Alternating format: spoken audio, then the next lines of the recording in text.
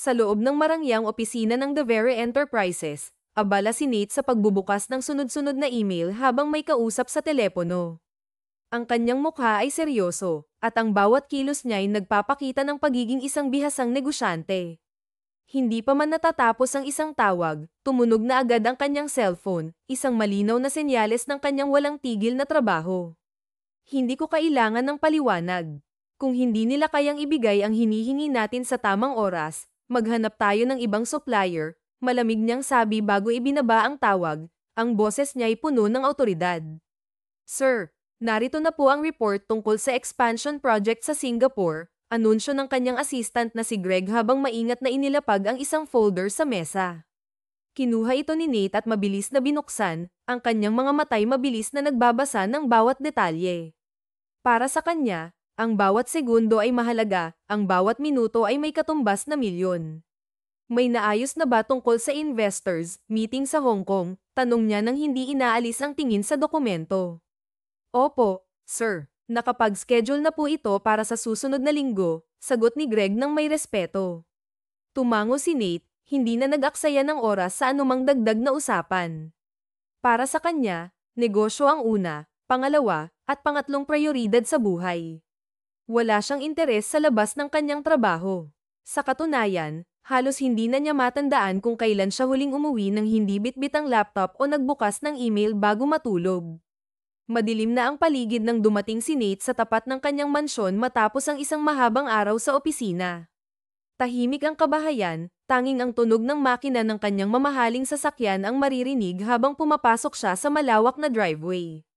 Ngunit bago pa niya may parada ng maayos ang kotse, isang maliit na figure ang biglang sumulpot sa kanyang harapan. Muntik na niyang mabundol ito. Napamura siya, agad inapakan ng preno. Huminto ang sasakyan sa huling segundo. Nanlaki ang kanyang mga mata sa takot. Agad siyang bumaba, at sa lakas ng kanyang paglabas, bumagsak pa ang pinto ng kotse.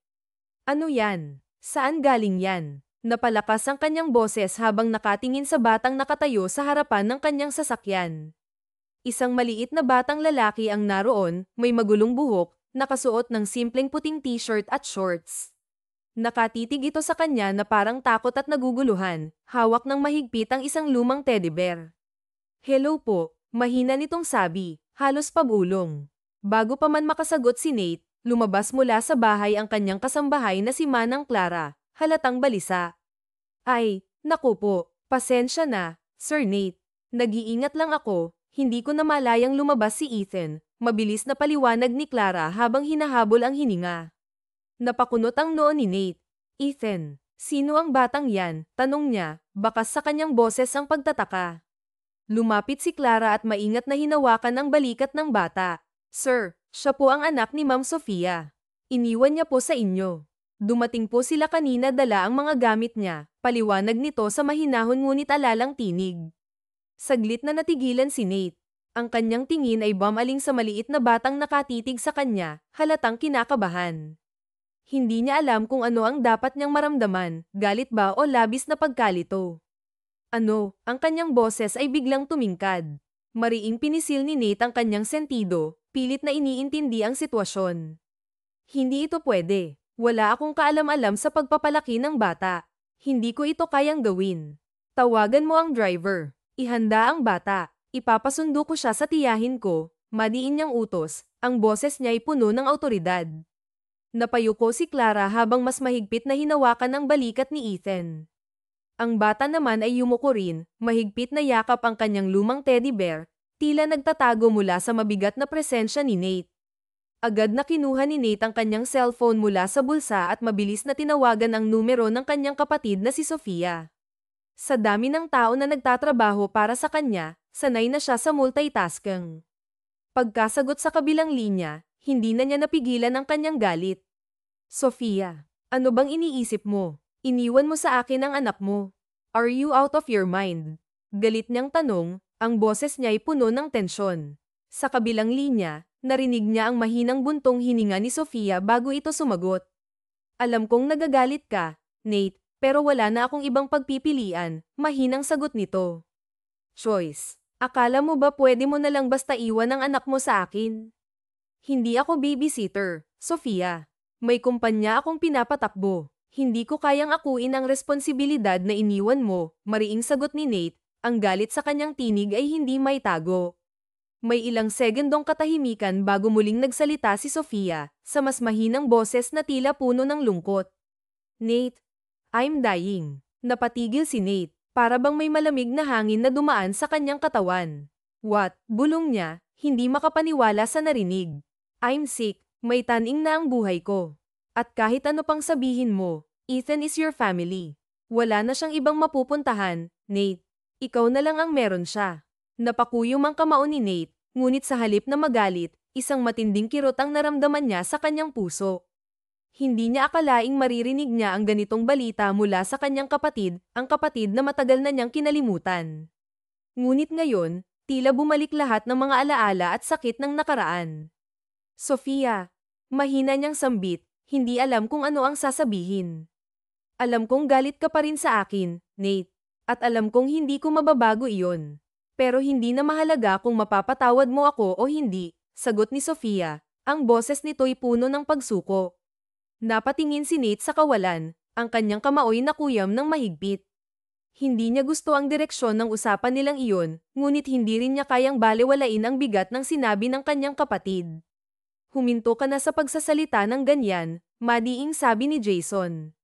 Hindi pa huli ang lahat. Magpapatingin ka sa pinakamahuhusay na doktor na kilala ko. Ako na ang bahala sa lahat ng gastusin. Sabihin mo lang sa akin kung nasaan ka. Narinig niya ang mahina ngunit mapait na pagtawa ng kanyang kapatid, puno ng pagod at kawalan ng pag-asa. Huli na ang lahat, Jason. Stage 4 na ito. Kahit ang pinakamagaling na doktor, wala nang magagawa. Napalunok si Jason. Sanay siyang humarap sa pinakamabibigat na problema sa negosyo. Ngunit ngayon, para bang may bamara sa kanyang lalamunan. Hindi niya alam kung paano haharapin ang ganitong klaseng sitwasyon. I'm sorry, mahina at halos pabulong na sabi ni Sofia. Patawad sa lahat ng nagawa ko noon, kung paano kita trinato, kung paano kita tinuring na parang wala lang. Lahat ng iyon, pinagsisisihan ko na. Muling napalunok si Jason. Ang bigat ng mga salitang iyon ay tila bumagsak sa kanyang dibdib. Hindi niya inakala na maririnig niya ang salitang, patawad, mula sa kanyang ate.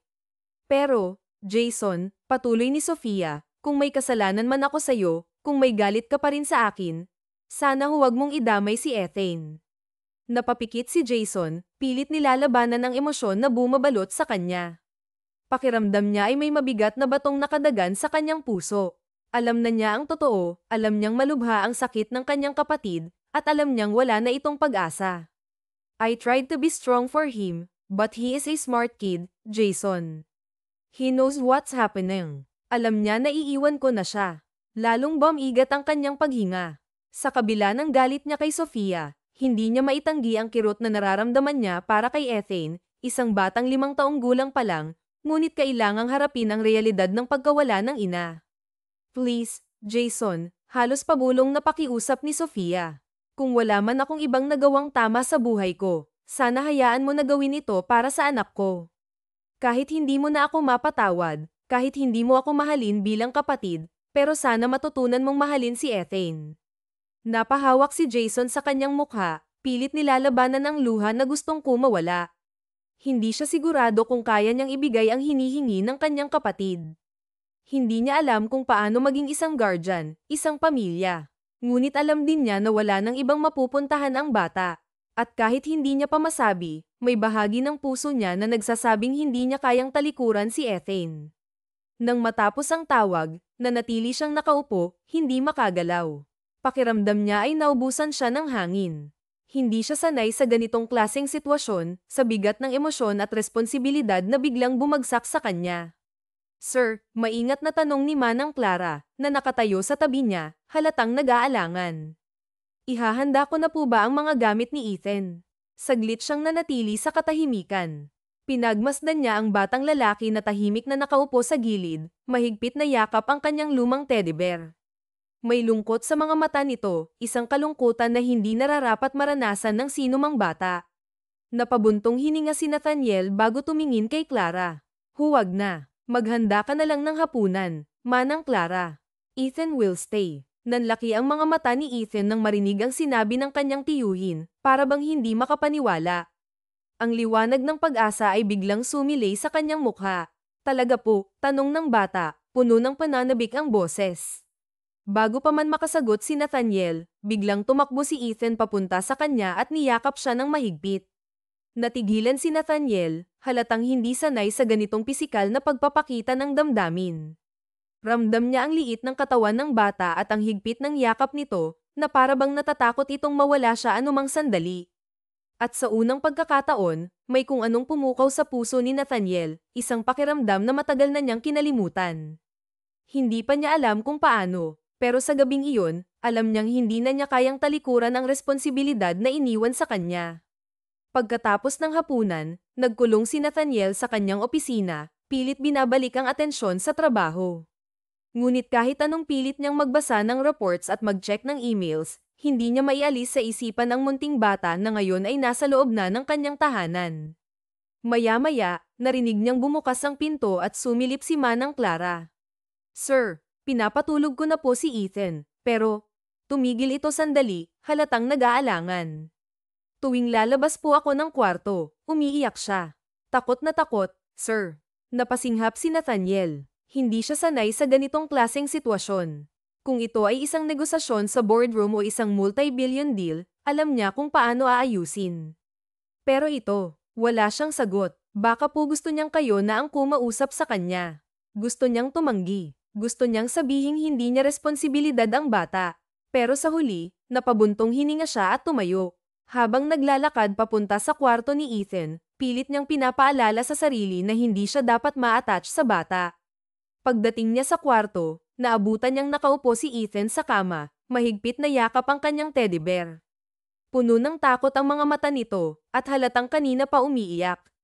"Tama na yan. Anong problema mo?" tanong ni Nathaniel, pilit pinapanatili ang malamig na tono. Tumingala si Ethan sa kanya, bakas ang pag-aalangan sa mukha nito. "Natatakot po ako, Tito Nathaniel." Napahinga ng malalim si Nathaniel, pilit pinipigilan ang pag-iling. "Bakit ka natatakot? May multo ba rito?" Sarkastikong tanong niya. "Wala po, pero dati po kasi, paggabi, lagi akong katabi ni Mommy. Di ako sanay matulog mag-isa. Alam ko naman pong kailangan ko ng masanay.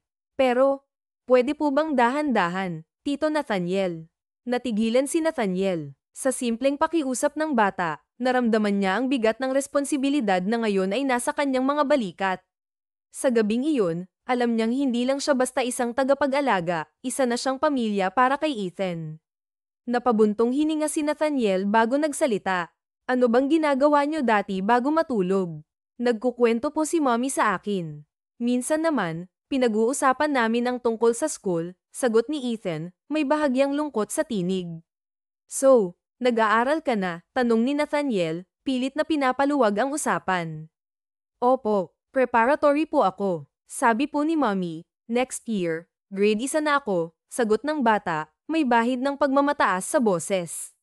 "Anong paborito mong subject?" tanong muli ni Nathaniel, habang tinitingnan ang inosenteng mukha ng bata. "Math po. Gusto ko pong magbilang at mag-solve ng numbers." Sabi po ni Mommy, magaling daw po kayo sa math, Tito Nathaniel. Sabi niya po, genius daw kayo sa business, sagot ni Ethan, puno ng paghanga. Napataas ang kilay ni Nathaniel. Hindi niya inaasahan na sa kabila ng lahat, pinuri pa rin siya ni Sofia sa harap ng anak nito. Genius, ha? Napakamot siya sa sentido, bahagyang naguguluhan sa nararamdaman. "At anong gusto mong maging paglaki mo?" tanong niya, pilit na itinatago ang emosyon. "Businessman po, katulad niyo, Tito," sagot ni Ethan, puno ng kasiguraduhan. Natigilan si Nathaniel. Hindi niya maipaliwanag kung bakit, pero may kung anong tumama sa puso niya nang marinig iyon. Matagal na siyang iniidolo ng maraming tao sa mundo ng negosyo, mga investors, empleyado, at kapwa negosyante. Pero sa unang pagkakataon, isang bata ang nagsabi sa kanya na gusto nitong maging katulad niya. Kahit na sinubukan niyang pigilan ang anumang emosyon, may kung anong kirot sa puso niya na hindi niya maipaliwanag. Nang matapos ang pag-uusap, nanatili siyang nakaupo, tila nawalan ng lakas. Ang bigat ng responsibilidad na biglang bumagsak sa kanya ay hindi niya may kakaila. Matapos ang hapunan, nagkulong si Nathaniel sa kanyang opisina. Pilit niyang ibinaling ang atensyon sa trabaho, binabasa ang mga reports at sinusuri ang mga emails. Ngunit kahit anong pilit, hindi niya maialis sa isipan ang munting bata na ngayon ay nasa loob ng kanyang bahay. Ilang sandali pa, narinig niyang bumukas ang pinto at sumilip si Manang Clara. Sir, maingat nitong simula, pinapatulog ko na po si Ethan, pero, huminto ito, halatang nag-aalangan sa susunod na sasabihin. Tuwing lalabas po ako ng kwarto, umiiyak siya. Para pong takot na takot, sir. Napasinghap si Nathaniel. Hindi siya sanay sa ganitong klaseng sitwasyon. Kung negosasyon sa boardroom o multi-billion deal ang pag-uusapan, alam niya kung paano ito aayusin. Ngunit ito, isang umiiyak na bata, wala siyang ideya kung anong gagawin. Baka po gusto niyang kayo na ang kumausap sa kanya, mahinang suhestyon ni Manang Clara. Gusto niyang tumanggi. Gusto niyang sabihin na hindi niya responsibilidad ang bata. Ngunit sa huli, napabuntong hininga siya at tumayo. Habang naglalakad papunta sa kwarto ni Ethan, pilit niyang pinapaalala sa sarili na hindi siya dapat ma-attach sa bata. Pagkarating niya sa kwarto, naabutan niyang nakaupo sa kama si Ethan, mahigpit na yakap ang kanyang lumang teddy bear. Puno ng takot ang mga mata nito, at halatang kanina pa umiiyak. Tama na yan. Ano bang problema mo? Tanong ni Nathaniel, kunwaring malamig ang tono. Tumingala si Ethan, bakas sa mukha ang pag-aalangan. Natatakot po ako, Tito Nathaniel, sagot nito, halos pabulong. Napahinga ng malalim si Nathaniel, pilit pinipigilang mapailang. Bakit ka natatakot? May multo ba rito? Biro niya, may halong sarcasmo. Wala po, mabilis na sagot ng bata. Pero dati po kasi, tuwing gabi, lagi akong katabi ni Mommy. Hindi po ako sanay matulog ng mag-isa. Alam ko naman pong kailangan ko ng masanay, pero, pwede po bang dahan-dahan, Tito Nathaniel? Napabuntong hininga si Nathaniel. Ano bang ginagawa niyo dati bago matulog? Tanong niya, pilit binabago ang usapan. Nagkukwento po si Mommy sa akin. Minsan naman, pinag-uusapan namin ang school, sagot ni Ethan, may bahagyang lungkot sa tinig. So, nag-aaral ka na? Tanong ni Nathaniel, pilit na pinapaluwag ang usapan. Opo, preparatory po ako. Sabi po ni Mommy, next year, grade 1 na ako, sagot ng bata, may bahid ng pagmamataas sa boses. Anong paborito mong subject? Tanong muli ni Nathaniel, habang tinitingnan ng inosenteng mukha ng bata. Math po, gusto ko pong magbilang at mag-solve ng numbers. Sabi po ni Mommy, magaling daw po kayo sa math, Tito Nathaniel. Sabi niya po, genius daw kayo sa business, sagot ni Ethan, puno ng paghanga. Napataas ang kilay ni Nathaniel. Hindi niya inaasahan na kahit kailan, pinuri siya ni Sofia sa harap ng anak nito. Genius, ha? Napakamot siya sa sentido, bahagyang naguguluhan sa nararamdaman. At anong gusto mong maging paglaki mo? Tanong niya, pilit na itinatago ang emosyon. Businessman po, katulad niyo, Tito, sagot ni Ethan, puno ng kasiguraduhan. Natigilan si Nathaniel. Hindi niya maipaliwanag kung bakit, pero may kung anong tumama sa puso niya nang marinig iyon. Matagal na siyang iniidolo ng maraming tao sa mundo ng negosyo, mga investors, empleyado, at kapwa negosyante. Pero sa unang pagkakataon, isang bata ang nagsabi sa kanya na gusto nitong maging katulad niya. Kahit na sinubukan niyang pigilan ang anumang emosyon, may kung anong kirot sa puso niya na hindi niya maipaliwanag. Sa gabing iyon, alam niyang may nagbago sa kanya at sa pananaw niya sa bata. Tinitigan ni Nathaniel si Ethan, na noon ay mahigpit na yakap ang kanyang paboritong teddy bear. Tito Nathaniel, matutulog na po ako, mahinang sabi ng bata, pero pwede po bang bukas, sabay tayong mag-breakfast?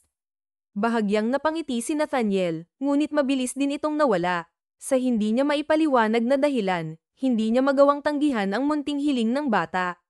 Hay, bahala na, matulog ka na, sagot niya, pilit na itinatago ang kanyang emosyon. Ngumiti si Ethan, isang ngiting puno ng kasiyahan at kasiguraduhan. Pagkatapos nito, tahimik na lumabas si Nathaniel ng silid, iniwan ang bata upang makapagpahinga. Kinaumagahan, nagising si Nathaniel ng mas maaga kaysa sa dati. Sanay na siya sa ganitong oras dahil sa kanyang abalang schedule, conference calls, board meetings, at mga business proposals. Ngunit sa umagang ito, may kakaibang pakiramdam siyang nararamdaman. Bumaba siya patungo sa dining area at nagulat nang makita ang maayos na nakahandang almusal sa mesa. Doon din niya nakita si Ethan, nakaupo sa mataas na upuan. Hindi abot ng maliit na paa ng bata ang sahig, kaya't ito'y masiglang nanginginig habang nilalaro ang kutsara at tinidor. "Good morning, Tito Nathaniel," masiglang bati ni Ethan, puno ng enerhiya. Napataas ang kilay ni Nathaniel. Hindi siya sanay sa ganoong kasiglang pagbati sa umaga. Karaniwan, ang bumabati sa kanya ay ang kanyang sekretarya sa pamamagitan ng email o tawag. Ngunit ngayon, isang 5 taong gulang ang nagbigay ng masayang pagbati na tila nagdala ng liwanag sa kanyang umaga. "Ah, morning," maikli niyang sagot habang naupo sa harap ng bata. Habang kumakain, napansin ni Nathaniel kung paanong tinutulungan ni Manang Clara si Ethan sa pagkain. Bagamat matagal nang naglilingkod si Manang Clara sa kanya, halata na ang hirap nito sa pag-aalaga sa bata. Hindi na nito kayang pagsabayin ang mga gawaing bahay at ang pag-aalaga kay Ethan. "Manang, hindi mo na kayang alagaan si Ethan ng mag-isa," diretsyong sabi ni Nathaniel, habang nakatingin kay Manang Clara.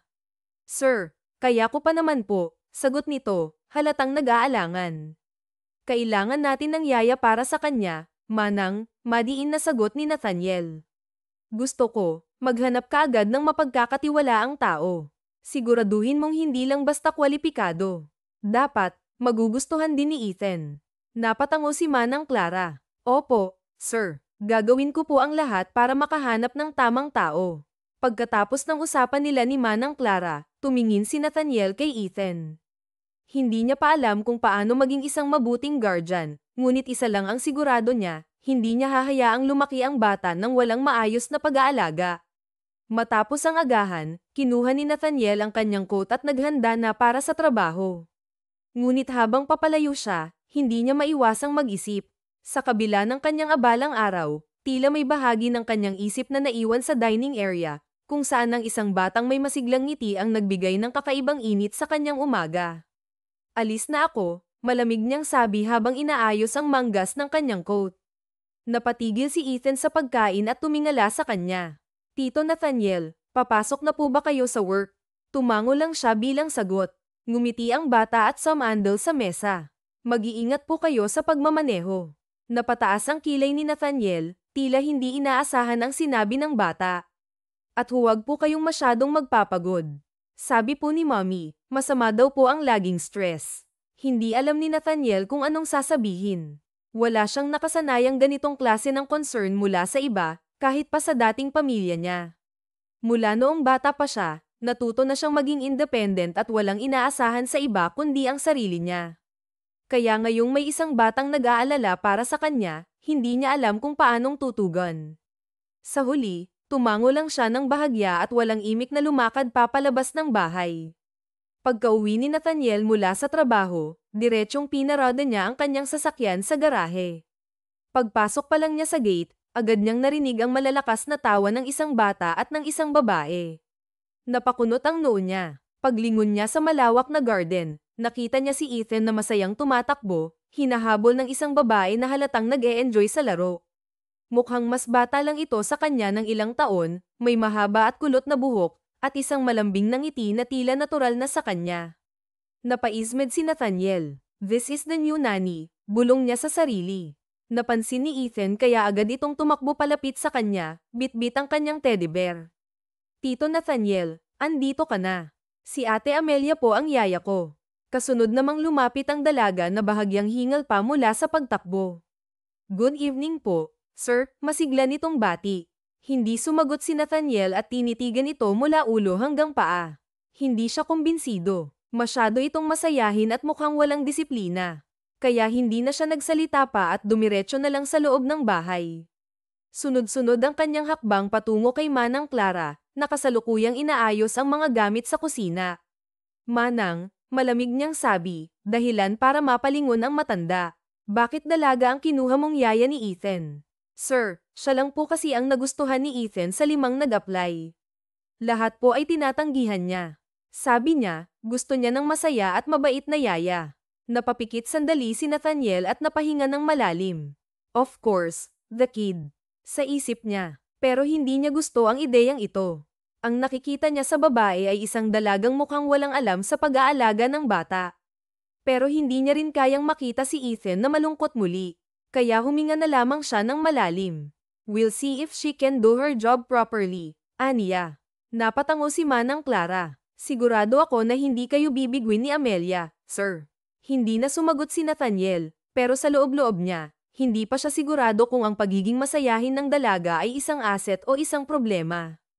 Pagkalipas ng ilang araw, unti-unting napansin ni Nathaniel kung paanong inaalagaan ni Amelia si Ethan. Hindi niya ito diretsahang inoobserbahan, pero hindi rin niya mapigilan ang sariling mapansin ang bawat kilos nito. Minsan, habang abala siya sa pagbabasa ng mga business reports sa kanyang home office, naririnig niya ang malalakas na tawa ni Ethan mula sa kabilang kwarto. Matapos ang ilang segundo, sumilip siya mula sa pintuan ng kanyang opisina at nakita niya si Amelia at Ethan sa sala, naglalaro ng mga stuffed toys sa carpet. Ano pong gusto niyo, Sir Ethan? Gusto niyo bang maging hari o isang matapang na mandirigma? Tanong ni Amelia habang hawak ang isang maliit na korona at isang wooden sword. Nag-isip si Ethan at ngumiti. Gusto ko po maging hari. Isang makapangyarihang hari. Agad sinukli ni Amelia ang kamay sa buhok ng bata at inilagay ang korona ng laruan sa ulo nito. Narito na po ang hari ng kaharian ni Ethan. Handa na ba kayong pangunahan ng inyong mga sundalo? Natawa si Ethan at tumango. Opo, at ikaw ang magiging prinsesa ko. Napangiti si Amelia. Wow, ang gwapo naman ng hari ko. Pero teka, ano pong batas ang gusto niyong ipatupad, kamahalin? Lahat po ng tao sa kaharian ay dapat laging masaya, sagot ni Ethan. Napailing si Nathaniel habang pinapanood ang eksena. Pero ang mas hindi niya maintindihan ay kung bakit hindi niya magawang alisin ang tingin sa dalawa. Minsan naman, isang gabi, dumaan siya sa silid ni Ethan at napansin niyang nakabukas ng bahagya ang pinto. Sa halip na dumiretso sa kwarto niya, huminto siya sa may labas at nakinig sa usapan ng dalawa. Ate Amelia, natatakot po ako, rinig niyang mahinang sabi ni Ethan. Bakit naman, tanong ni Amelia. Kapag wala na si Mommy, wala na akong pamilya. Tumahimik saglit si Amelia bago ito muling nagsalita. Ethan, hindi totoo yan. Alam mo kung bakit. Bakit po? Dahil may Tito Nathaniel ka. Hindi ka niya pababayaan. Natigilan si Nathaniel sa labas ng pintuan habang nakikinig. Pero parang di niya po ako gusto, sagot ni Ethan. Napansin ni Nathaniel ang bahagyang paghagod ni Amelia sa buhok ng bata. Minsan, may mga taong hindi sanay sa pagmamahal. Pero hindi ibig sabihin noon, hindi ka nila mahal. Minsan, hindi lang nila alam kung paano ipakita. So, mahal po ako ni Tito.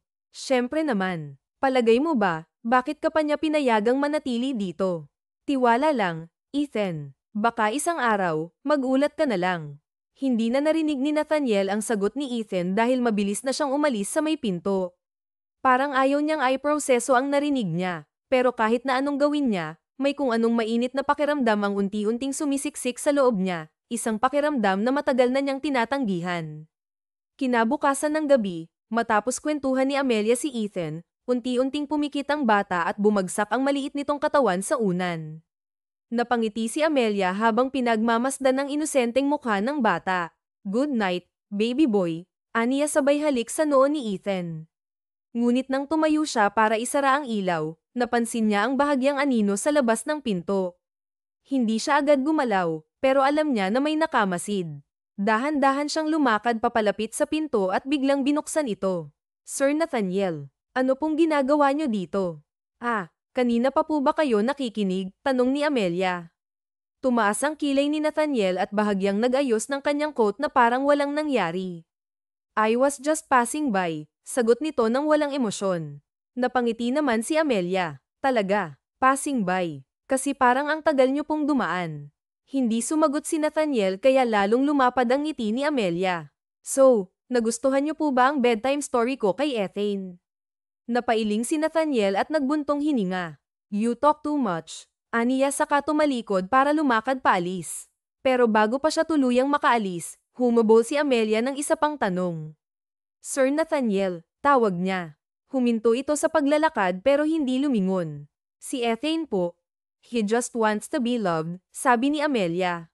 Saglit na hindi gumalaw si Nathaniel pero hindi siya sumagot. Ilang segundo pa, nagpatuloy na ito sa paglalakad papunta sa kanyang silid. Naiwan si Amelia na nakatingin lang sa kanya, pilit binabasa ang ekspresyon ng lalaki na parang isang matigas na pader. Pero kahit hindi ito nagsalita, sigurado siya na may narinig ito, at alam niyang kahit papaano, may bahagyang pagbabago na nangyayari rito. Ginabasa ni Nathaniel mula sa kanyang trabaho at saktong napadaan siya sa silid ni Ethane. Narinig niya ang mahihinang boses mula doon. Kahit gusto niyang magpahinga, hindi niya mapigil ang mapakinggan ang pinag-uusapan ng dalawa. Ate Amelia, galit po ba si Tito Nathaniel sa akin? Rinig niyang tanong ni Ethane sa kanyang yaya, dahilan para mapatigil si Nathaniel. Ha, bakit mo naman naisip yan? Di ba sinabi ko sa'yo na mahal ka ng Tito Nathaniel mo? Pamilya ka niya, sagot ni Amelia. Kasi po, hindi po siya katulad ni Mommy. Si Mommy po, niyayakap ako, kinakausap ako. Si Tito Nathaniel po, parang laging galit, sagot ni Ethane. Napakuyom ang kamao ni Nathaniel habang nakikinig. Hindi niya alam kung bakit may bahagyang kirot sa puso niya sa sinabi ng bata. Pero ang sumunod na sagot ni Amelia ang talagang nagpahinto sa kanya. Well, aminin natin, medyo scary nga talaga si Tito Nathaniel mo minsan, sagot ni Amelia. Saglit itong nag-isip bago bumaba ang boses. Parang monster. Nanlaki ang mata ni Nathaniel. Monster. Tahimik, matapang, malupit. Kung magsalita, parang laging galit. Pero alam mo ba ang natutunan ko sa mga kwento tungkol sa mga monsters? Ano po, na hindi lahat ng monsters ay masama. Alam mo, Ethane, minsan ang isang halimaw ay nagiging halimaw kasi may sugat siya na hindi pa gumagaling. O baka naman natatakot na siyang magmahal kaya pinipilit niyang itago ang totoong nararamdaman niya. Ganoon po ba si Tito Nathaniel? Hindi ko pa alam. Pero isang bagay ang sigurado ko. Ano po yun? Kahit parang monster si Tito Nathaniel mo minsan, alam kong mabait siya, sagot ni Amelia. Nanatili lang na nakikinig si Nathaniel sa labas. Ilang saglit pa, narinig niyang nagpaalam na si Amelia kay Ethane at inaayos na ang kumot nito. Paglabas ni Amelia sa silid ni Ethane, nagulat siya nang makita si Nathaniel na nakatayo sa hallway, nakasandal sa dingding, nakapamulsa, at tahimik siyang pinagmamasdan. Oh, halos mapa-atras siya. Sir Nathaniel, nakakabigla naman po kayo. Kagagaling niyo lang po ba sa trabaho? Hindi sumagot ang binata. Isang malamig na titig lang ang binigay nito sa kanya kaya napalunok si Amelia. Wait, bakit parang ang sama ng tingin niya sa akin? Bulong ng dalaga sa isip. Sir, mukhang... mahilig ka ang magkwento, malamig na sabi ni Nathaniel. Napakurap si Amelia. Part ba ng trabaho ko ang gawing bedtime story ang boss mo? Tanong ni Nathaniel. Doon niya napagtantong narinig pala nito ang lahat ng sinabi niya. Nako, sir. Pakinggan niyo naman po ng buo. Sinabi ko rin namang mabait kayong monster, di ba? I see. So, I'm a monster now. Not exactly, sagot ni Amelia. Nagpatuloy sa pagtitig si Nathaniel, halatang hindi natuwa sa narinig. Pero sa kabila ng malamig nitong aura, hindi mapigilan ni Amelia ang maaliw sa inasal nito. Offended po ba kayo, sir? Alam niyo, sir, kung ayaw niyong matawag na monster, may solusyon dyan, sabi ni Amelia, nakangiti. Tumaas ang kilay ni Nathaniel. And what would that be? Simpleng-simple lang. Maging mabait po kayo, sagot ni Amelia. Nagtagpo ang mga mata nila. Ilang segundong katahimikan ang lumipas bago nagbuntong hininga si Nathaniel at umiwas ng tingin. You talk too much, malamig nitong sabi bago tumalikod at naglakad papunta sa kanyang silid. Napangiti si Amelia. Kinabukasan, nagdesisyon si Nathaniel na sa bahay na lang muna magtrabaho, lalo na at nakansel ang flight nila papuntang ibang bansa. Habang seryoso siyang nakatutok sa laptop niya sa kanyang home office, mayat-maya ay naririnig niya ang ingay sa labas. Napailing si Nathaniel at sinubukan niyang huwag pansinin.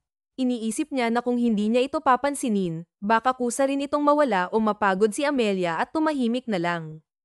Pero ilang minuto pa, lalo lang lumakas ang tawanan ng dalawa. Nagpikit siya ng mata at huminga ng malalim. Pero nang marinig niya ang tunog ng isang basag na bagay, napabalikwas siya ng tayo. Mabilis niyang binuksan ang pinto ng opisina niya at lumabas sa hallway. Doon, Bumungad sa kanya si Amelia at Ethan, parehong mukhang guilty habang nakatingin sa sahig kung saan may basag na vase. Anong nangyari dito? Malamig niyang tanong. Napakagat-labi si Amelia. Aksidente, sir, sagot niya. Matalim siyang tumingin sa dalaga. Accident, opo. Medyo naghabulan po kasi kami ni Ethan, tapos nataman niya yung table at... So you mean to tell me na habang nagtatrabaho ako dito, kayong dalawa ay naglalaro ng habulan sa loob ng bahay ko? Opo, tito, sagot ni Ethan. Hindi umimik si Nathaniel. Tumitig lang siya sa dalaga na parang sinasabi niyang hindi siya impressed sa mga nangyayari. Matapos ang ilang segundong tensyon, nagbuntong hininga si Amelia. Sorry po, sir. Lilinisin ko na lang po at ibawas niyo na lang po ito sa sahod ko.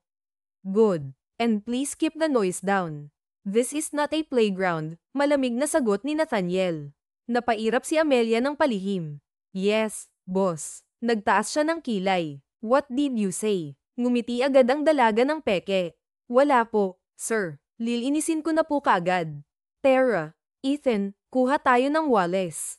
Habang umaalis ang dalawa, hindi maiwasan ni Nathaniel ang mapatingin kay Amelia. Wala siyang balak makisali sa mga kalokohan nito, pero sa hindi niya maipaliwanag na dahilan, bakit parang hindi na siya kasing irita tulad ng inaasahan niya. Makaraan ng ilang araw, napapansin ni Nathaniel na may kakaibang presensya sa bahay niya, o mas tamang sabihin na may isang taong patuloy na sumisira sa tahimik at organisadong buhay niya. At iyon ay walang iba kundi si Amelia. Mula umaga hanggang gabi, hindi yata pwedeng hindi maingay ang buong mansyon.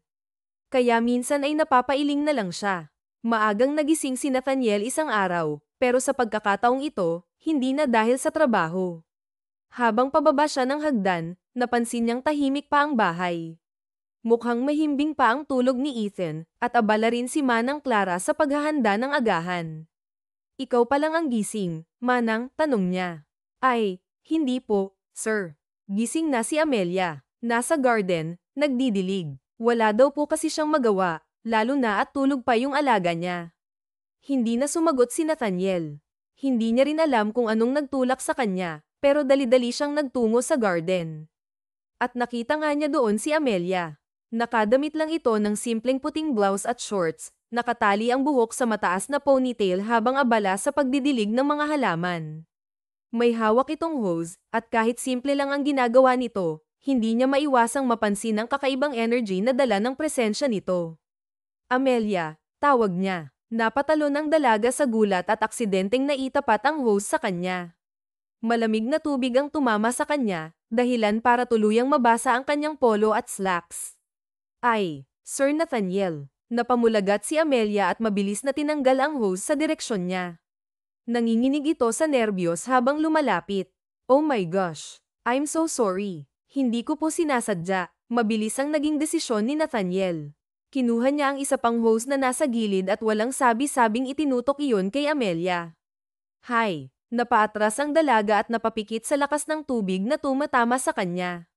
Nang imulat niya ang mata, nanlaki ito sa hindi inaasahang eksena. Si Nathaniel, nakangiti, hindi, mali, nakatawa pala, dahilan para hindi makapaniwala si Amelia. Pero wala siyang planong palampasin iyon. Kaya ginantihan niya si Nathaniel. At sa isang iglap, ang tahimik na umagang iyon ay napuno ng malalakas na tawanan at sabuyan ng tubig. Mabilis siyang hinabol ni Nathaniel, pero bigla itong lumiko, dahilan para muntik siyang madulas. Hindi rin niya napansin na biglang lumapit si Nathaniel. At bago pa man siya makatakbo palayo, hinawakan na siya nito sa bewang at hinayla palapit sa kanya. Sa isang iglap, naglapat ang katawan nila. Pareho silang natigilan. Damang-dama ni Amelia ang init ng katawan ni Nathaniel kahit basa ito. Masyado silang malapit, sobrang lapit na halos marinig nila ang mabilis na tibok ng puso nila. Nagkatinginan sila, at para bang sa ilang segundong iyon, tumigil ang mundo. Nawala ang ingay. Ang tanging naririnig niya lang ay ang malalim na paghinga ni Nathaniel at ang pagtama ng tubig sa lupa. Dahan-dahan ding lumalim ang titig ng lalaki.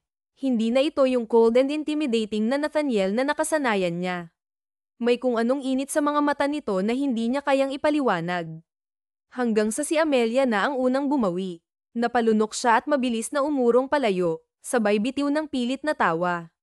Ang aga-aga, para tayong nagsiswimming, Sir Nathaniel, naiiling niyang wika. Saglit na tumigil si Nathaniel, pero ilang saglit lang ay nakita niya itong ngumisi, isang genuine na ngiti. Hanggang sa isang malakas na sigaw ang pumukaw sa atensyon nila. Tito Nathaniel, Yaya Amelia, napalingon silang dalawa at doon nila nakita si Ethan sa may pinto, gulat na gulat sa basang-basang itsura nila. Ano pong nangyari sa inyo? Bakit parang naligo kayo sa ulan? Tanong ng bata. Nagkatinginan sina Nathaniel at Amelia na parehong hindi alam ang isasagot. Napakagatlabi si Amelia, sabay kurot ng mahina sa braso ni Nathaniel. Oh, yan, kita mo na ang lagay niyan. Magpapaliwanag ka sa bata, bulong niya. Pero sa halip na mainis, mas lalo pang lumawak ang ngiti ni Nathaniel. At sa kauna-unahang pagkakataon, naramdaman ni Amelia na ang dating monster na Nathaniel ay maaari rin palang maging Prince Charming. Kinabukasan, bumangon si Nathaniel na tila may kulang. Tahimik ang paligid, hindi na siya sanay na walang makulit na tinig na nag-aabot ng kape sa kanya, walang masiglang boses na sumasagot kay Ethan habang kumakain ng almusal, at wala rin ang paborito niyang ingay sa loob ng bahay. Napakunot-no siya. Pagkababa niya, nadatnan niya si Manang Clara at si Ethan sa may hapagkainan. Pero si Amelia, wala, tanong niya ng diretso habang naupo sa mesa. Napatingin si Manang Clara sa kanya. Ay, Sir Nathaniel, mukhang nagkasakit po si Amelia. Nilanat siya kaninang madaling araw, baka po dahil sa nababad sa tubig kahapon. Saglit siyang natigilan. May gamot na po siyang ininom, sir. Pinagpahinga ko muna siya sa kwarto. Napatingin naman agad si Nathaniel sa kanyang pamangkin. Hindi tulad ng dati, parang tahimik ngayon si Ethan. Nakakunot ang noo nito habang walang ganang sinusundot ang kanyang pancake gamit ang tinidor. Ethan, tawag ni Nathaniel. Napatingala ang bata. Tito Nathaniel, hindi po ba gagaling agad si Yaya Amelia? Tila may kumurot sa puso ni Nathaniel sa nakita niyang lungkot sa mata ng bata. Kaya mabilis siyang tumayo. I'll check on her. Hindi niya alam kung bakit biglang iyon ang lumabas sa bibig niya, pero hindi na siya nagdalawang isip pa. Tinahak niya ang hallway papunta sa guest room kung saan natutulog si Amelia. Tahimik siyang pumasok, at doon niya nakita ang dalaga. Nakahiga si Amelia sa kama, balot ng makapal na kumot. Mapatla ito, at kahit nakapikit, kita niya ang bahagyang kunot sa noo nito, marahil dahil sa hindi komportableng pakiramdam. Lumapit siya at naupo sa gilid ng kama. Amelia, mahina niyang tawag. Dahan-daang damilat ang dalaga, medyo namumungay pa ang mga mata nito marahil dahil sa lagnat. Sir Nathaniel, oh, mahina nitong sabi. At least may lakas ka pang makilala ako, pabirong sabi niya, pero halata sa boses niya ang pag-aalala. Napangiti ng bahagya si Amelia. Nakorrupt ka na ba, sir? Parang hindi ako sanay na marinig ang ganitong tono mula sa'yo. Bakit ka nandito? Dinadalhan mo na ba ako ng termination letter? Pabiro niyang sagot, kahit mahina ang boses. Napailing si Nathaniel, saka bahagyang napangiti. You wish. Nagtaas siya ng kamay at hinipo ang noo ni Amelia. Napansin niyang bahagyang uminit ang pisngi ng dalaga sa ginawa niya. Mainit ka pa rin. Ganun po talaga pag may lagnat, sagot ni Amelia. Manang Clara said you already took medicine. Kaya okay lang po ako. Well, I don't think so. Seryosong sagot ni Nathaniel. Kahit hindi siya sanay sa may sensinang pag-aalaga, hindi niya maatim na iwan ang dalaga sa ganitong sitwasyon. Tumayo siya at inayos ang kumot nito. I'll stay here. I already cancelled my meetings today. Ha, you cancelled work. Any problem with that? Tanong ni Amelia, napakagatlabi. Hindi niya alam kung paano ito nangyari, pero parang biglang lumakas ang tibok ng puso niya. Si Nathaniel De Vera, ang notorious workaholic na boss, nag-absent sa trabaho para bantayan siya. Pero bago pa siya makapagsalita, bumukas ang pinto at dumungaw si Ethan. Yaya Amelia, mabilis na lumapit ang bata at umakyat sa kama para yakapin ang yaya niya. You need to get better. Bawal magkasakit, ani Ethan habang malungkot na nakatingin sa kanya. Napangiti si Amelia at hinaplos ang buhok ng bata. Sorry, Ethan. Babawi ako sa'yo kapag gumaling na ako, okay? Okay, Tito Nathaniel, sagot ng bata, sabay napakurap at tumingin sa pagitan ng tito niya at ni Amelia. Bakit po kayo nandito? Inosenteng tanong niya. Nagkatinginan sila Nathaniel at Amelia. I'm just making sure she's okay. And I guess she's fine, sagot ni Nathaniel. Matapos tiyakin ni Nathaniel na maayos si Amelia, bumalik siya sa kusina para magtimpla ng gatas at kumuha ng gamot.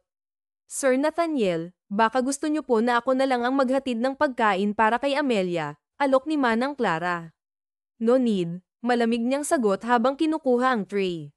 Nakita niyang parang may nais sabihin ang matanda, pero hindi niya na iyon pinansin. Sa halip, tuloy-tuloy siyang bumalik sa kwarto ni Amelia.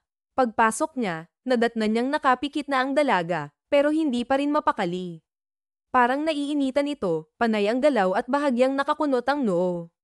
Lumapit siya at naupo sa gilid ng kama. Amelia, tawag niya. Dahan-daang damilat ang dalaga. You're still warm, aniya. Itinabi niya ang tray at inabot ang baso ng gatas. Drink this, then take your medicine. I can do it, sir, pilit niyang sabi, pero halata namang nanghihina pa rin siya. Nagtaas ng kilay si Nathaniel. Really? Tanong nito. Bago pa siya muling makatanggi, agad na siyang ainalalayan ni Nathaniel. Itinukod nito ang isang kamay sa likod niya upang may angat siya ng bahagya. Halos magdikit na ang mukha nila. Napalunok si Amelia, pero mukhang wala itong epekto kay Nathaniel, kalmado lang ito habang inaabot sa kanya ang baso. Drink. Dahil wala siyang choice, ininom niya na ito. Habang ginagawa niya iyon, napansin niyang nakamasid lang si Nathaniel, na para bang inaaral ang bawat galaw niya. Nang maubos niya ang gatas, agad siyang bumalik sa pagkakahiga at sinubukang iwasan ang tingin nito. Pero bago pa siya makapagsalita, biglang bumukas ang pinto at may isang maliit na taong pumasok. Tito Nathaniel, okay na po ba si Yaya Amelia? Tanong ni Ethan habang lumapit sa kanila. She just took her medicine. She needs to rest. Ikaw naman, tiisin mo muna yung huwag lumapit sa yaya mo dahil baka mahawa ka. Okay na yun. Okay po, tito. Sorry po, yaya. I hope you feel better soon, sagot ng bata. Napangiti si Amelia. Thank you, Ethan. Halika muna nga dito. Payakap si yaya kahit saglit. Napatingin si Nathaniel sa kanila. Hindi niya alam kung bakit, pero parang may kung anong kumurot sa loob niya habang pinapanood ang dalawa. Sa hindi niya maipaliwanag na dahilan, parang gusto niyang siya rin ang yakapin ni Amelia. Wait, what? Sa isip niya. Mabilis naman niyang itinaboy ang kakatuwang ideya sa isip niya at nagsalita. Ako na ang bahala kay Ethan today. You just focus on resting. Muling napatingin sa kanya si Amelia. Ha, alagaan mo si Ethan? Tanong nito. Nagtaas siya ng kilay. Yes, any problem. At dahil wala siyang masabi, napangiti lang siya at bumalik sa pagyakap kay Ethan. Matapos tiyakin ni Nathaniel na mahimbing na ang tulog ni Amelia, lumabas na siya ng silid. Akala niya makakaupo na siya sandali para makapagpahinga, pero hindi dahil may isang maliit na batang nakasunod sa kanya na mukhang may balak. Tito Nathaniel, anong gagawin natin ngayon? Tanong ni Ethan habang masayang tumatakbo sa tabi niya. Napabuntong hininga si Nathaniel. What do you mean we? You can play on your own. E di ako sanay na hindi si Yaya Amelia ang kasama ko, reklamo ng bata. Nagpatuloy siya sa paglalakad, pero biglang hamarang sa harapan niya si Ethan. Let's play, Tito Nathaniel. No, please, no. I'll tell Yaya Amelia na hindi mo ako pinaglaro, banta ng bata. Napakurap si Nathaniel. Manipulative little, mabilis na nagtaas ng dalawang kamay si Ethan at nagpuppy eyes pa. Please, oh God, what did I do to deserve this? Lihim na wika niya. Fine, yehey. Sa loob ng isang oras, pinagbigyan ni Nathaniel ang lahat ng hiling ni Ethan, mula sa paglalaro ng kotse-kotse hanggang sa pagtatayo ng mini fort gamit ang mga unan sa sala. At ngayon, naupo siya sa sofa, pagod na pagod. You are exhausting, reklamo niya habang pinapanood si Ethan na abala sa pagbuo ng Lego. Pero, Tito Nathaniel, what now? Gusto mo po ba si Yaya Amelia? Halos manlaki ang mga mata ni Nathaniel sa tanong ng pamangkin. What? Napatingin siya sa paligid, as if may ibang nakarinig sa sinabi ng bata. Where do you even get these kinds of questions? Medyo masungit niyang tanong. Naririnig ko po sa mga palabas sa TV, sagot ni Ethan. Napahawak si Nathaniel sa sentido niya. You need to stop watching TV. Pero, Tito Nathaniel, bakit ka naman po ganyan sa ibang tao? Kay Yaya Amelia lang po kayo mabait, hirit ng bata. Excuse me, tanong ni Nathaniel, nagtaas ng kilay. Ay, hindi naman po kayo mabait talaga. Pero di naman kayo super sanggit, paliwanag ni Ethan. Natahimik si Nathaniel. Gusto niyang itanggi iyon, gustong-gusto niya, pero alam niya na may punto ang bata. Ever since dumating si Amelia, tila may nagbago sa routine niya. Napapansin niyang mas madalas niyang pagmasdan ang dalaga, mas napapansin niya ang boses nito, ang tawa nito, at ang paraan ng pag-aalaga niya kay Ethan. I don't like her, diretso ang sagot niya.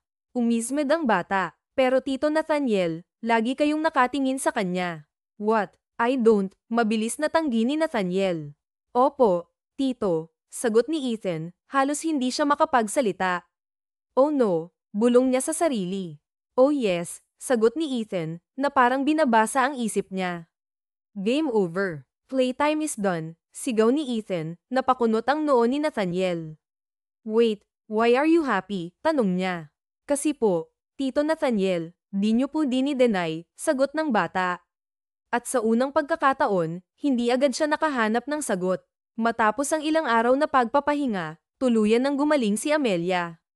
Bumalik na siya sa normal na routine niya, pag-aalaga kay Ethan, paglilinis ng bahay, at syempre, pang-aasar kay Nathaniel. Pero may isang problema, bigla na lang naging mailap si Nathaniel sa kanya. Kung dati, kahit hindi sinasadya, madalas silang magkasalubong sa bahay, ngayon, parang may invisible force field sa paligid ng lalaki na nagsasabing, bawal lumapit si Amelia. At syempre, hindi niya palalampasin iyon. Isang umaga, habang abala sa pag-aalmusal si Ethan, pumasok si Nathaniel sa dining area. Gaya ng dati, gwapo at kagalang-galang itong nakasuot ng business suit. Napansin agad ni Amelia na pagkatapos nitong kumuha ng kape, mabilis itong lumayo at umupo sa dulong bahagi ng mesa, saktong malayo sa kanya. Napangisi siya at dahan-daang lumapit sa upuan sa tabi nito at umupo. Good morning po, Sir Nathaniel, masiglang bati ni Amelia habang pilit na sinusundan ang tingin ng lalaki. Pero hindi man lang siya pinansin nito. Grabe, Deadma level 110 sa isip niya. Mabilis niyang siniko ang braso ng lalaki. Sir, may sakit po ba kayo? Bakit parang hindi niyo ako matignan? I'm fine, malamig na sagot nito. Talaga? O baka naman ako ang sakit nyo, hirit ni Amelia. Napasinghot ang binata at napainom ng kape para hindi mapilantak ang dila niya. Sir, alam niyo po ba na sabi ni Ethan, parang kayo daw po ang may sakit at hindi ako. Kasi raw po para kayong may fever kapag nakikita ako. Bigla kayong umiiwas at nanginginig. Nanlaki ang mata ni Nathaniel. At sa wakas, lumingon ito sa kanya. Ano? Where is he getting this? Dito, sigaw bigla ni Ethan mula sa kabilang dulo ng mesa. Alam mo po, si Yaya Amelia gusto ka laging kausap pero di mo siya pinapansin. Halos masamid si Nathaniel sa kape niya habang si Amelia naman ay pinipigilan ang matawa. Ethan, mariing sabi ni Nathaniel, pero hindi maitatanggi na namula ng bahagya ang mukha niya. Nakatawa naman ang bata habang masiglang ngumunguya ng pancake. Totoo naman po, Tito. Tumingin si Amelia kay Nathaniel kasabay ang ngiti niya na puno ng pang-aasar. Kahit si Ethan alam na iniiwasan mo ako. I don't have time for this, sagot ni Nathaniel. Tumayo ito at kinuha ang coat niya. I have a meeting, sabay talikod at tuluyan ng umalis. Napatingin si Amelia sa pinto saka napangiti. Yaya Amelia, HM. Hindi mo po ba gusto si Tito Nathaniel? Tanong ni Ethan. Saglit siyang natigilan. Napangiti siya sa pinto kung saan kakalabas lang ng lalaking ilang araw nang iniiwasan siya. Hindi ko pa alam. Pero ang totoo, unti-unti na niyang nararamdaman ang sagot. 11:00 na ng gabi nang makarating si Nathaniel sa mansyon. Sinadya niya talaga iyon. Nag-overtime siya sa trabaho kahit wala namang kailangang tapusin. Kumain na rin siya sa labas para hindi na niya makasabay si Amelia. Nakaawang pa ang kanyang bibig sa buntong hininga nang pumasok siya sa malawak nilang gate. Inayos niya ang sarili at mabilis na tinahak ang daan papunta sa pinto. Plano niyang dederecho siya sa kwarto niya, pero hindi pa siya nakakahakbang ng 3 ay biglang may nagsalita. Huli ka, napakurap siya, at sa harap niya naroon si Amelia na may mapanuksong ngiti. Anong ginagawa mo dyan? Malamig niyang tanong, pilit na hindi pinapahalata na tila nanginginig ang tuhod niya. Ngumiti lang si Amelia at sumandal sa hamba ng pinto. Ako ang dapat magtanong niyan. Bakit parang iwas na iwas ka sa akin? Move. I'm tired, sagot niya. Pero bago pa siya makalagpas, biglang hamarang si Amelia at hinawakan siya na parang pinipigilan. Nanigas si Nathaniel. Wala siyang nagawa kundi mapatingin sa kanya. Amelia, huwag kang maglaro, babala ni Nathaniel. At hindi ako naglalaro. I'm a straightforward person, Sir Nathaniel, kaya sasabihin ko na sa'yo ang gusto kong sabihin. Huminga ng malalim si Amelia, saka nagpatuloy, gusto kita. Parang tinamaan ng matinding whip flash si Nathaniel sa narinig. Nanlaki ang mata niya. What? I like you, ulit ni Amelia. Napalunok si Nathaniel. Gusto kita. Ikaw. Ah. Matapos mong iparamdam sa akin na espesyal ako, bigla ka na lang iiwas dyan. Sorry ka na lang, hindi ako manhid. Parang binuhusan ng malamig na tubig si Nathaniel, pero imbes na kumalma, mas lalo lang siyang hindi nakagalaw.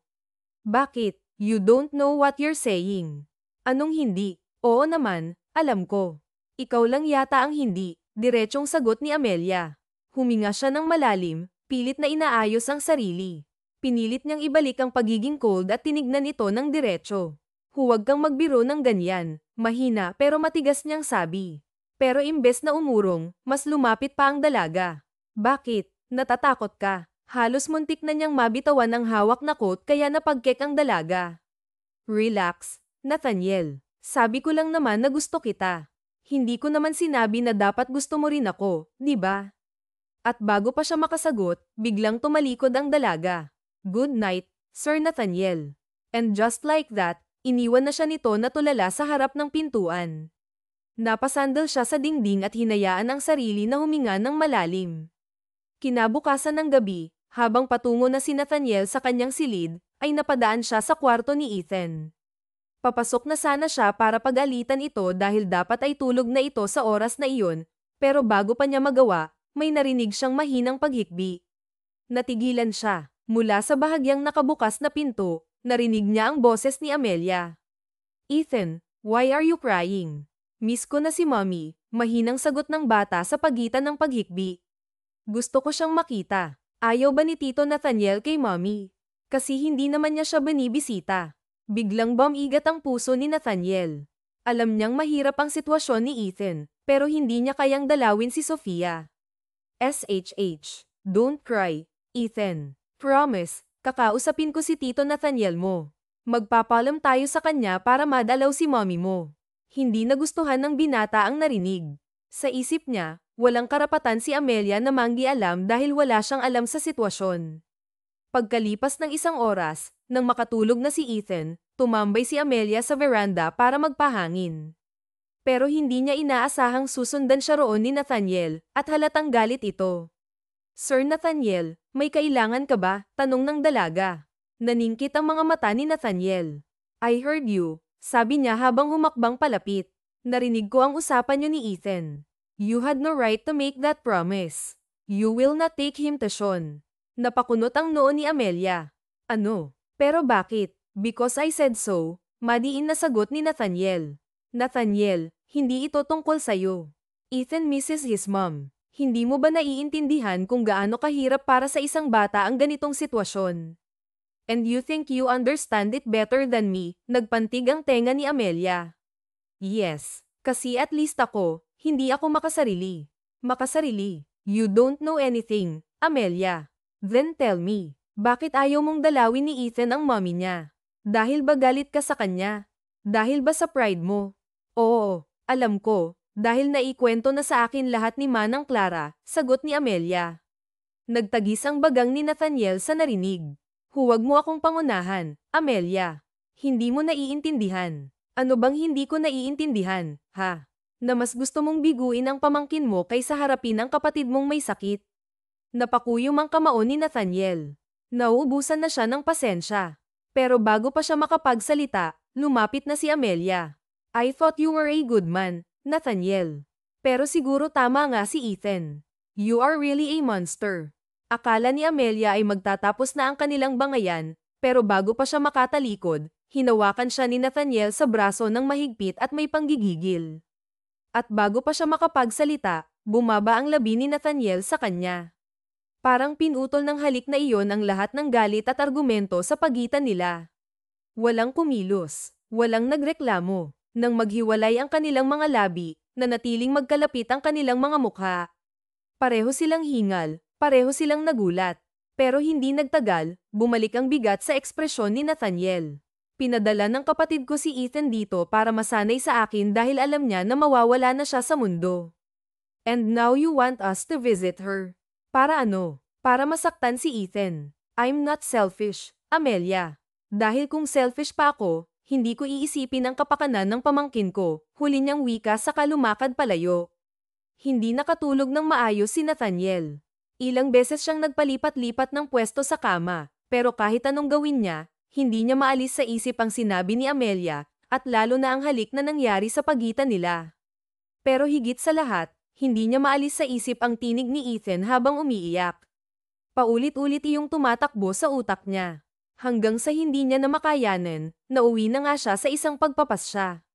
Nang sumikat ang araw, maagang pinuntahan ni Nathaniel sa kwarto nito si Ethan. Tito Nathaniel, medyo inaantok pa ang sabi ni Ethan habang kinukusot ang mata. God, we're going somewhere. We're visiting your mom. Nanlaki ang mga mata ni Ethan sa narinig. Talaga, tumango si Nathaniel, at sa sobrang saya ni Ethan, tumalon ito mula sa kama at niyakap siya ng mahigpit. Thank you, Tito Nathaniel. Napahinga ng malalim ang binata habang tinatapik ang likod ng pamangkin. Iyon ang senaryong natagpuan ni Amelia nang makapasok ito sa kwarto ng kanyang alaga. Good, gising ka na, magbihis ka na, sasama ka sa amin. Ano, pupunta tayo kay mommy, yaya, mabilis na sagot ni Ethan. Napatulala si Amelia, pero sa huli napangiti pa rin siya at napatingin kay Nathaniel. Pagdating nila sa ospital, tumigil si Nathaniel sa harap ng pinto ng kwarto ni Sofia. Hindi niya maintindihan ang nararamdaman niya. Kaninang umaga, sigurado siya na wala siyang ipapakitang emosyon sa pagbisitang ito, na ginagawa niya lang ito para kay Ethan. Pero ngayong nandito na siya, para bang may mabigat na nakadagan sa puso niya. Dito, let's go, antag ni Ethan sa kanya. Mabagal niyang pinaihit ang seradura at binuksan ang pinto. Pagpasok nila, halos mapako sa kinatatayuan si Nathaniel. Si Sofia, ang dating matapang at malakas niyang ate, ngayon ay halos butot balat na lamang. Payat na payat ito, putlang-putla, at ang dating buhay nitong mga mata ay halos nanghihina na. Nakasuot ito ng oxygen tubes, at kahit mahina na, pilit itong ngumiti nang makita sila. Ethan, my baby. Nasurpresa ako, bulong ni Sofia habang nanginginig na inabot ang kamay ng anak niya. Mabilis namang tumakbo si Ethan papunta sa kanya at mahigpit na niyakap ito. Mommy, I miss you so much. Kitang-kita sa mata ni Sofia ang lungkot at saya habang hinahaplos ang buhok ng anak. I miss you too, sweetheart. Habang pinapanood iyon ni Nathaniel, parang tinutusok ang puso niya ng matatalim na karayom. Hindi niya inakala na ganito kasakit ang makita niya ang isang taong malapit sa kanya na unti-unting nanghihina. Bunso. Halos hindi niya kayang tignan ito ng diretso. Pero nang makita niyang nakangiti ito sa kanya, hindi na niya napigilan ang sarili. Mabilis siyang lumapit at niyakap ito ng mahigpit, matagal, at parang ayaw na niyang bitawan. Ramdam niya ang panghihina ng katawan ni Sofia, pero ramdam rin niya ang init ng yakap nito.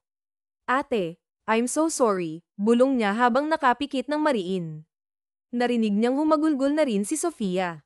Ako rin, bunso. I'm so sorry. Natigil sila sa ganoong posisyon hanggang sa marinig ang mahinang tinig ng kapatid niya. Promise me na hindi mo pababayaan si Ethan, bunso. Humigpit ang hawak niya sa ate niya. I promise. At sa unang pagkakataon sa mahabang panahon, muli siyang naging isang kapatid. Matapos ang emosyonal na pag-uusap ni Nathaniel at Sofia, pinili muna niyang lumabas ng kwarto at bigyan ng oras ang mag-ina. Napabuntong hininga siya habang naupo sa bench sa hallway ng ospital. Pakiramdam niya para siyang nabunutan ng tinik.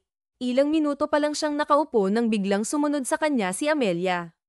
Tahimik itong naupo sa tabi niya, pero hindi maitago ang ngiti sa kanyang mukha. Hindi ito agad nagsalita, pero ramdam ni Nathaniel ang malambot na titig nito sa kanya. I'm proud of you, Nathaniel. Oh, napatingin siya rito na hindi sigurado kung anong ibig sabihin ng dalaga.